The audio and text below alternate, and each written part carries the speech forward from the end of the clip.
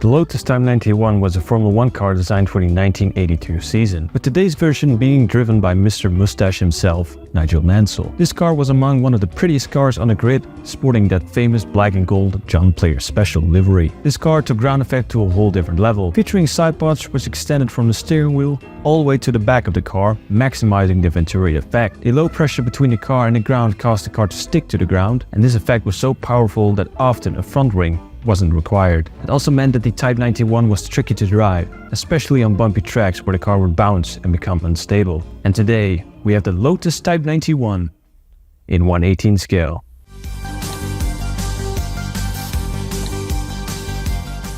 But before we begin today's video, I first want to introduce you to our sponsor, gpworld.nl. As you may know by now, GP World is a store located in the Netherlands, and they have one of the largest collection of GP Replicas cars from stock. Don't live in the Netherlands? Don't worry, they also ship worldwide. So, if you're interested in these vintage Formula 1 cars from the GP Replicas brand, make sure you get them at gpworld.nl. So thank you, GP World, for sponsoring today's video, and let's get straight into the review of this beautiful model car.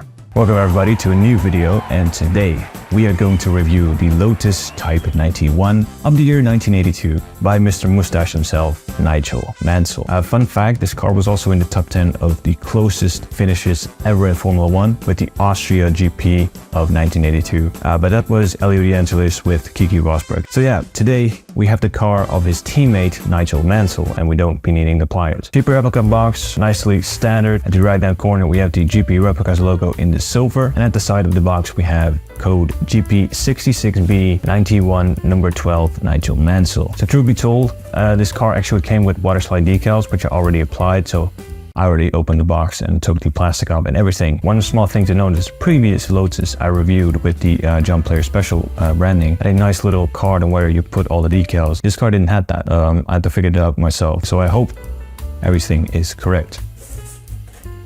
There's where I left it a couple days ago. There's something about this color combo which I just cannot get enough of. This black and gold is looking really nice. Be aware, in the previous video I stated that it was John Player Special with the acronym of JSP. It's actually JPS. I was corrected a lot in the comments, so also comes with a nice little case which we'll take off for now. Let's do what we always do and start from the front and work our way back, shall we? So yeah, there's actually no front wing on this car, but the ground effect was used to such an extent that it often didn't need front wings. So we don't see one here. So the front of the nose cone, we have a lot of different logos. We have Tissot. We have the Swiss flag, race number 12. Above that, we have tire sponsor Goodyear, and above that, a freshly applied decal of John Player Special. One thing to notice right here is you can see the beautiful gold little line work throughout this car, and I think that really adds to that classic touch this car has. Then we get to the suspension bars of this car, and I've read multiple sources that this car had extremely stiff suspension, and it was pretty tricky to drive. Underneath there, we see some different rivets as well in this silver color, which is looking really nice. And then we get to the wheels, and the wheels are actually looking really nice because we once again have this beautiful chrome and gold combo, which is looking pretty stellar on this car. On the edge of the tire we have a stencil of Goodyear, and once again the tires have standed down just a tad to make it look like they've been raced in real life. Funny thing with these 80s cars is that the cockpit is all the way at the front, so we get straight into the cockpit on this one. As you can see, the cockpit is very easy accessible. In the cockpit we see some different levers. The dashboard is looking pretty cool as well, some carbon fiber detail there. The steering wheel is looking pretty plain. Just in front of the seat we see this fire extinguisher in red, which is a really nice color offset we have in this dark cockpit. No headrest on this car, no shoulder padding.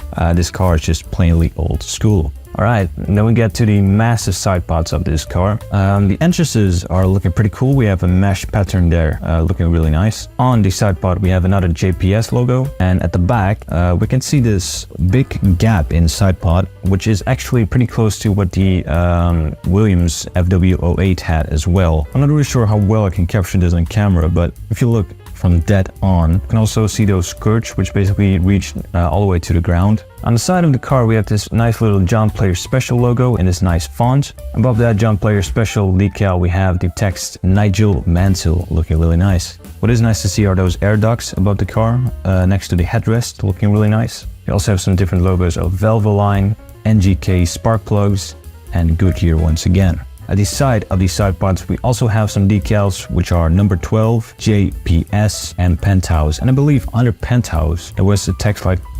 Courant or something like that, which is not on this car, and I have no idea what it means, if that's something that's illegal now. Usually with retro cars, the engine cover is basically non-existent, but this car does have an engine cover. There's not a whole lot to talk about in this back area. Nice little rear wing we have going on there. With a carbon fiber pattern, which I really like, with once again the sponsored John Player Special and the JPS logo in dead center. So this was a little bit of guessing work on my part on where to put the John Player Special logos, because various variants did have a logo there and some not, so I just decided to put it on there. At the side of the railing we have Tissot, but I believe you pronounce it Tissot. At the rear of the car we have two exhausts, looking really nice. See a nice little red light there too. But yeah, apart from that, that's basically the car we have in front of us today. But don't you worry, it also comes on a nice little letter base. And we also have a plaque which reads 91 number 12 Nigel Mansell limited edition 500 pieces made by GP Replicas. And I think there's only one correct answer to where to display this car, which is next to the 1982 FW07 driven by Keke Rosberg. Another beautiful John Player Special car in this beautiful livery. Once again, it's not my favorite livery of all time, but I think it's a really classic one. And I do really like it, don't get me wrong. There's something about this black and gold combo which is very difficult to top. So I do think it's the best livery that raced in 1982. So yeah, in Austria, Elio De Angelis won basically, and that actually was the last race win with Lotus Colin Chapman got to see, because he passed away in 1982 as well, which had a big impact on Nigel Mansell too. Basically the last car that was ever made under Colin Chapman's watch. So yeah, that makes it something. So thank you very much for watching another review on the channel. Make sure you check this car out at gpworld.nl too. Links are down in the description, and make sure to check them out too. Thank you very much for watching, and I hope to see you in the next one as well.